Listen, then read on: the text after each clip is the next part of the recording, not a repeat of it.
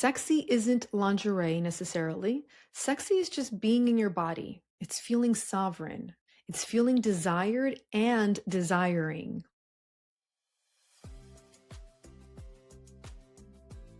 Welcome to Life and Love by Design. I'm life and relationship coach Odette Coronel. This podcast is for individuals and couples who are done living on autopilot, who are ready to understand the patterns shaping their relationships, their choices, and their sense of self, and redesign them with purpose and intention. Here, we don't just talk about what's hard. We name what's actually happening beneath it and what to do about it. And if you start recognizing yourself or your relationship in these conversations, know that this is the exact work that I do with my private coaching clients, individuals and couples who are ready for real change. Because a meaningful life and connected relationships don't happen by default. They're designed. So let's begin. Welcome back to Life and Love by Design, the podcast where we talk about how to live and love with intention and purpose and not by default.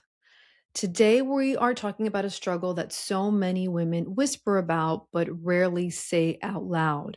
And I have been recently connecting with men and women, both in person and online. And I've been asking for a little bit of feedback. I want to know what's on their mind. And we're going to be talking about how to go from being a busy mom to feeling like a sexy wife. And I don't mean that in a performative, sexy type of way or a checklist type of sexy, but just a kind of sexy that comes from feeling alive in your body, from feeling desired, from feeling connected, from feeling wanted, and also for wanting to feel wanted.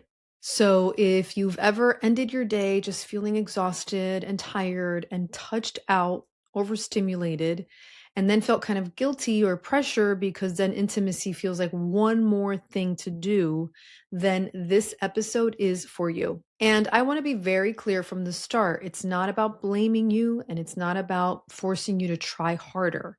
And you definitely don't want to force desire where your body is just saying no. This episode is about understanding what actually happens to women and relationships after motherhood, and then how to reconnect by design and not by obligation. So why is this shift so hard? Let's just name the reality. Motherhood doesn't just change your schedule. It changes your body, your nervous system, your identity, your relationship to pleasure. And yet so many women carry a silent belief, and that is, I should be able to just snap back into being who I was before. But you didn't just add the role of mom, you really became someone new, and your body changed. Not just physically and not just in appearance, but your body actually learned how to be on alert. It learned how to be needed. It learned to be responsible for survival. And that state is amazing for caregiving, and it makes you an amazing mom, but it's actually terrible for eroticism. Desire requires safety. It requires space, presence, and choice. And so many moms are living in constant responsibility mode. I get it. I have 3 kids of my own. They're now young adults, but I understand what it's like when a partner wants intimacy at the end of the day, but your body isn't really thinking, oh yes, connection. Instead, it's thinking, please don't need anything else from me. You feel like you have nothing left to give. And nothing is wrong with you. Your system just adapted. And here's the biggest misunderstanding when it comes to desire. And this really gets a lot of couples feeling stuck. And that is the belief that desire should be spontaneous. That if you loved your partner enough, if attraction was still there, if the relationship was solid, you just want sex. And just because you're feeling drained or tired or exhausted doesn't mean that you're not attracted to your partner. It doesn't mean that the relationship isn't solid. And it doesn't mean that you don't love your partner anymore. But for many women, especially mothers, desire is responsive. It's not spontaneous. That means that desire comes after you've relaxed or after some kind of emotional connection. It comes after feeling seen as a woman, not just as a mom.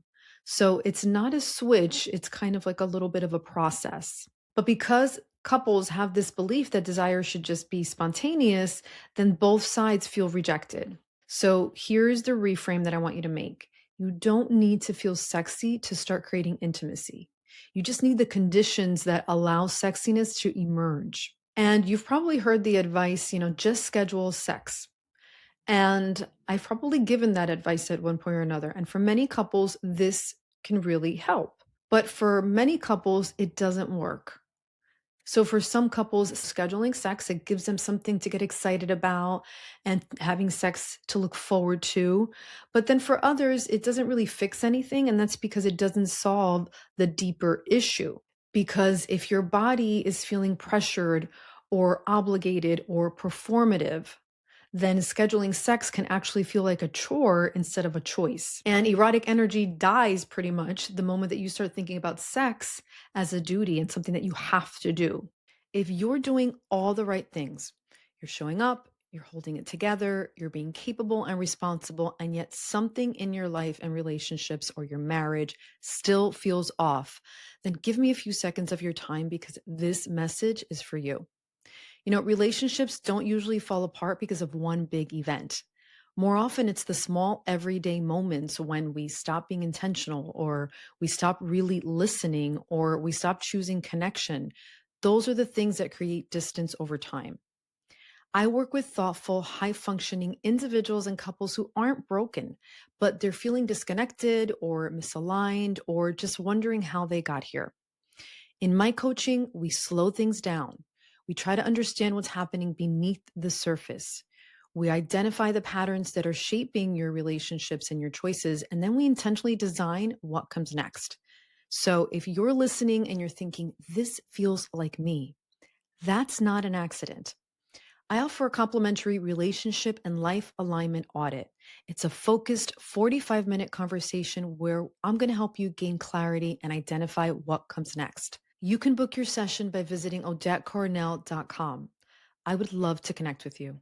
So instead of asking yourself, how do I have more sex? Try asking, how do I feel more like myself again? Because when a woman is able to reconnect with herself, with her sensuality, her femininity, her pleasure, her autonomy, then sex becomes a natural byproduct and not a burden. So I want to share with you 4 shifts to go from busy mom to sexy wife.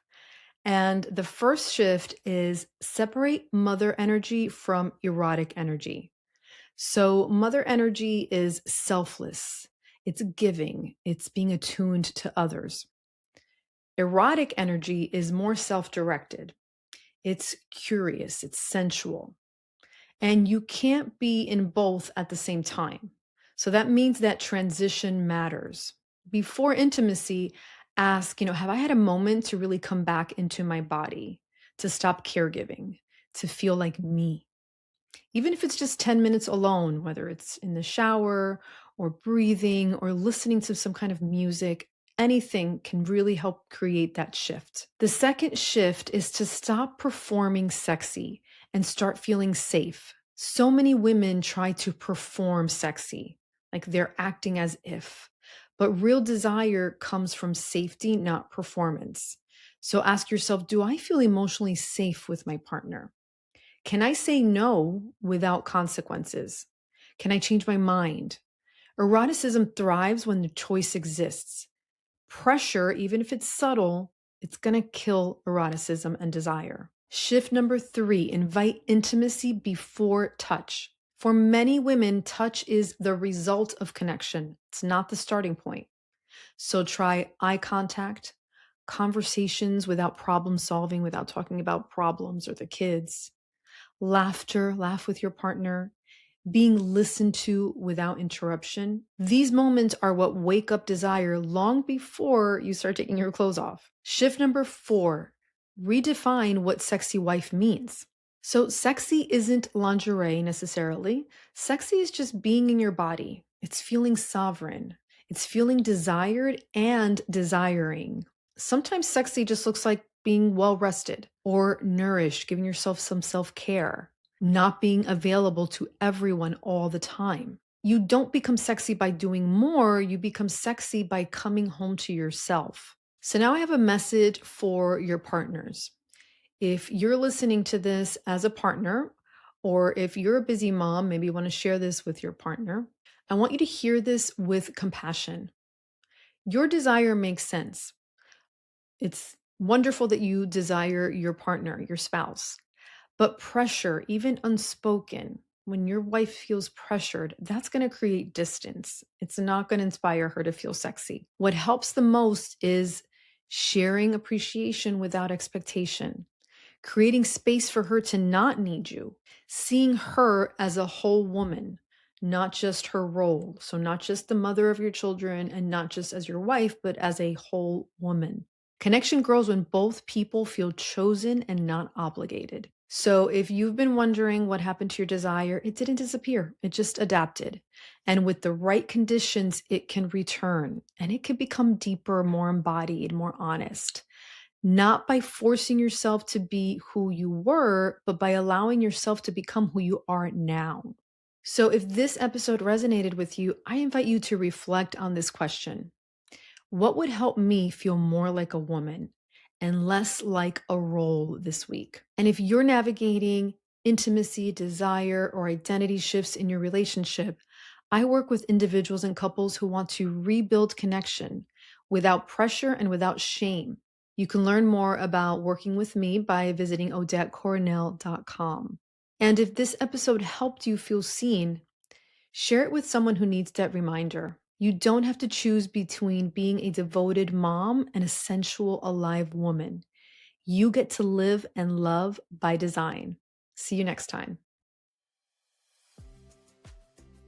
If today's episode described you or your relationship, then this is your moment. You don't need more information. You need a new way of living, choosing, and relating. And that's the work I do with individuals and couples. If you're ready to stop repeating the same patterns and start designing your life and relationships intentionally, visit the link in the show notes and book a complimentary relationship and life audit. Remember, your life and your love are yours to design.